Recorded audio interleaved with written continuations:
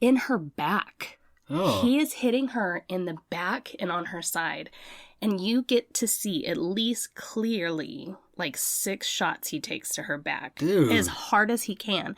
And in fact, the guy that's filming it, who's not involved with this group by any means, but he's like... a bystander. He's a bystander. He's a passerby. He is a passerby. But he's like, oh shit, he's hitting a bitch. And he starts to get out of the car. It's not eloquent, but at least he wanted to intervene.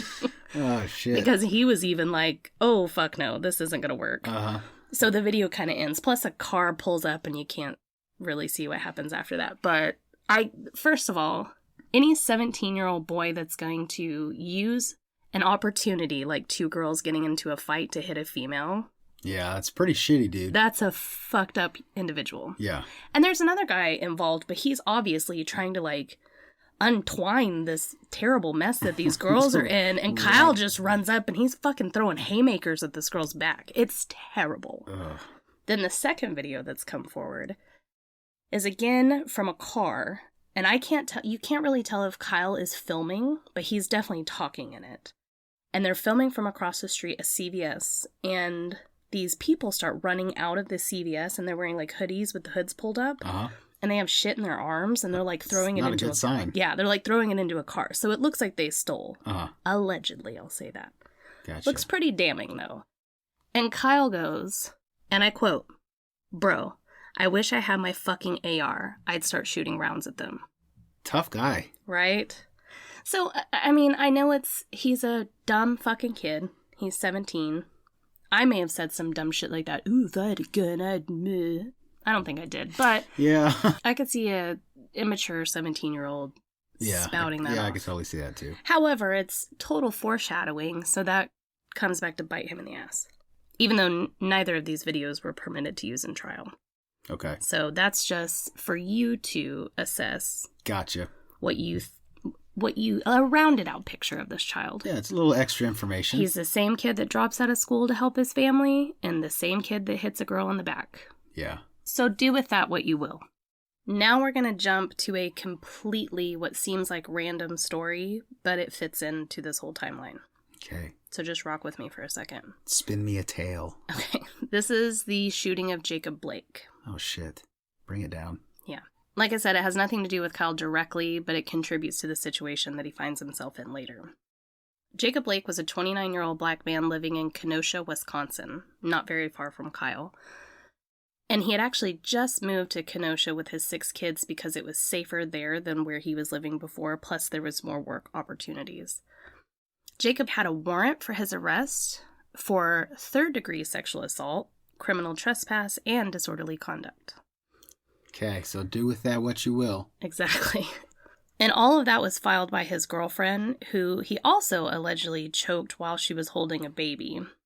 Apparently he had like this major problem with alcohol and was a really mean drunk, so not the best of humans. Gotcha. A month after the warrant was issued, on August 23rd, 2020, his girlfriend, the one that filed those complaints, was having a birthday party at her house, and Jacob shows up. I don't really know exactly what happened at that point, but I know that she said that he had taken her car keys and he wouldn't give them back. He had put 3 of their kids in the back of the car and wanted 3 boys and wanted to take them. I don't really know exactly the details, but it ended up in this fight in the yard outside of the parked car with the 3 boys in the back. And it was a bunch of women and Jacob in the middle. Witnesses said that the women kind of started fighting as well, and he was kind of pushing them away from each other when the cops arrived. Officers would later testify that they were under the impression that Jacob was attempting to take all 3 of the kids without permission.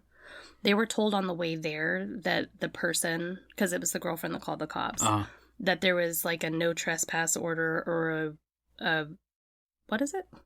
Restraining order. And that he was wanted for warrants and he shouldn't be there. So they came in expecting to arrest somebody. They also were told that he had 3 kids in the car. So knowing all of that information, the second they pull up, they come in hot and they're trying to detain Jacob. And he kind of wrestles them off it's not like a fight, but it's kind of he shirks them off. Yeah. And 2 of the cops deploy tasers on him, but he does not even fucking flinch. That's crazy. Yeah, he just walks around to the front of the car, and they've all pulled their guns out now, and they're pointed at him. And one cop starts yelling, drop the knife, which this is all caught on video from a neighbor looking out the window. You can't see a knife, but it was proved later on that he did have a knife in his hand. It looked like a little, just a pocket, not a pocket knife. It almost looked like, you know that box cutter knife that you take around with you for work? Yeah. It kind of looks like that. A little utility knife. Yeah. So they're yelling, drop the knife. He's just walking calmly away from them, his back turned to them. He opens the driver's side door and goes to, you can't tell if he goes to lean into the car or if he goes to get into the car, because it's kind of the same sort of motion. And right when he does that, Officer Rustin Shesky grabs the back of his shirt and tries to pull him out. But that does not stop Jacob. So Officer Shesky then fires 7 shots point blank into his back. Oh my God. 7 fucking shots. Wow. Yeah. Jacob is then paralyzed from the waist down. He survived. Jacob's a fucking beast. Yeah, he survived, but paralyzed from the waist down. Damn. Again, all of it's captured on video, and it went viral almost immediately. And in fact, the city of Kenosha erupted in protest that night. Because it's another fucking cop shooting. Did they know who he was? Like, could they identified him? They knew where he lived, right? Well, I think that, like I said, they knew coming into the situation that there was a male, a black male present that had kids in the car that should not have been on the property, that had warrants out, felony warrants out. And when they get to that situation, he's the only male in the, like I said, vicinity. Group of women fighting. And the second they try to approach him, I am not at all defending the cops' actions, because I don't know that Jacob's the best of guys, but he definitely did not deserve to get shot in the back 7 fucking times. And he had kids in the car. You don't know what he's going to do, this guy that you think is a bad guy. That's exactly what the Officer Shesky said. Yeah. So when the video goes viral, though, it feels like another Philando Castile. Remember that fucking terrible incident where they're like, show me your wallet or show me your ID? Yes. And he reached to get his fucking wallet and was shot and killed. Yeah. So again, it just to the naked eye, it kind of feels like that, because it looks like a man getting into his car and a cop shooting in the back. 7 times. Fucking times, yeah. It looks terrible. It was terrible. I'm not saying that by any means, but without context, it looks way fucking worse than it was. Because you don't know he had a knife. You didn't know he had warrants. Right. All that shit. What's crazy, though, is that police officer Shesky, not knowing that there was video, because it was a neighbor across the street taking it, he told everybody that Jacob Blake whipped around and was driving the knife towards him. Uh-oh. Which is interesting, because he got shot in the back and the sides 7 times. But he also said that he shot that many times because he was trained to shoot until the threat was neutralized. And he didn't drop the knife until the 7th shot, which I find that really fucking hard to believe. Yeah. Well, no charges were filed, and there was no disciplinary action by the police force for this officer. Damn. So like I said, fucking protests erupt. Yeah. And I think rightfully so. At least put this person on suspended leave and do an investigation into it. I'm not saying they didn't do that, but from everything I read, never mentioned anything. It just said no disciplinary actions were filed. So I don't know. I'm just saying, it's a shitty fucking situation. I totally understand the protesting. But these protests escalated fucking quickly. And they were quickly deemed riots by the media because a dump truck was set on fire, along with like a mattress store, and there was some sort of lodge that got burnt down. You know, just protest peacefully, people. I mean, why do you gotta start fires and stuff? Well, and that's the thing. It's just it takes one fucking idiot out of a protest to nullify the entire thing. Exactly. So there could have been thousands of people protesting, and 10 of them start fires and do graffiti and break windows and shit, and now it's a fucking riot. Yeah. So, of course, the police are deployed and they use tear gas to contain the crowd. But overnight, Kenosha is declared in a state of emergency, and the police urge all the businesses to close, even the 24-hour businesses, because they're getting all these calls of robberies and vandalism. On August 24th, this is the next day, the chaos just amplifies, and stores are being looted, more fires are being set, and the National Guard was deployed. They sent in 200 members to patrol the streets, but it just wasn't enough. There was not enough crowd control, and they were completely overwhelmed. Well, this is kind of a side note, but important to know. After seeing the protests for the killing of George Floyd, this guy named Kevin Mathewson, he used to be a politician in Kenosha. I don't know of what kind. I think maybe a mayor or less than that. I have no fucking idea. It just said former, can't even remember the word that they former used. Something. Yeah. Well, he starts the Kenosha Guard militia group. Okay. After seeing the protests of George Floyd, just thinking on the fucking off chance something ever happens in Kenosha, we gotta be fucking prepared. Gotta be ready. Yeah.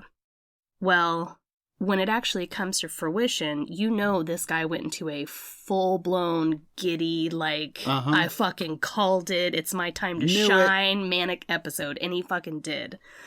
So he gets on his Facebook group, which I think is really funny because the second you tell me that a militia has a Facebook group, the intimidation level for me drops like 40%. Yeah, I don't, it's just ridiculous. But he gets on the Facebook group and is basically like, time to strap up, bitches. This is what we've been training for our whole lives. The actual post read, calling for patriots willing to take up arms and defend. Well, then that fucking douche canoe Alex Jones, the guy from InfoWars, he takes that and re-fucking tweets or Facebooks or whatever. He shares that post.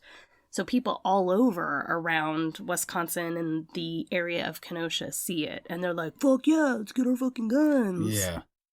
Did you call him a douche canoe? I did. I don't know where I've heard that, but I know I've heard it somewhere. Yeah, I like it. Okay, so now the city of Kenosha is flooded with these jingoistic, gun-toting, fucking patriotic bullshit dudes. Yeah. They got their vests strapped on. 100%. Yeah. And they are just jumping at the chance to be able to fucking do some shit. Yeah.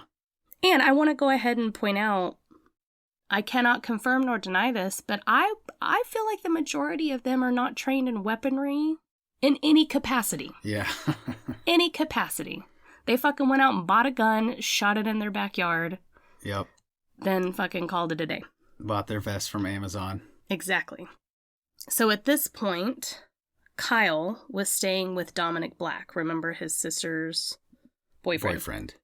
Who happened to live 2 blocks from the courthouse where all this is going down. And they're watching it basically unfold live on TV.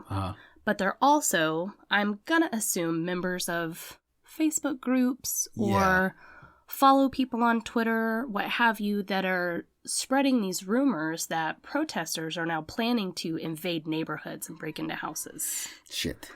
So in their brains, they're like, oh shit, this is gonna get crazy. And not only that, but they're so close to the action that when they walk outside, they can hear people yelling and they can smell the smoke. Which is just feeding into their it's fucking wartime. Getting them amped up. Exactly. They don't go out that night, but the next morning, Kyle and Dominic go out and they try to help clean up the streets of downtown, which I think is really cool. They cool. Scrub graffiti off of the courthouse, they're picking up trash, and they end up striking up a conversation with an owner of a local car dealership, and whose building has been now damaged or something. And this car dealership guy is telling the boys basically how he was devastated because the police did nothing while these protesters threw bricks at his windows or did whatever. So Kyle and Dominic are anticipating this happening again for a second night and say, would you like us to come guard your dealership for you? Oh. And he's like, sure. And that's like a dream setup for him. 100%. It gets even better in their brains because that night they show up at this dealership right before the sun goes down and fucking Dominic gets on top of the building. Oh shit, Dominic. And Kyle is down on the ground So they're playing out this whole, like, fucking sniper halo Yeah. bullshit. 100%. Yes. There's actually an interview with Kyle that he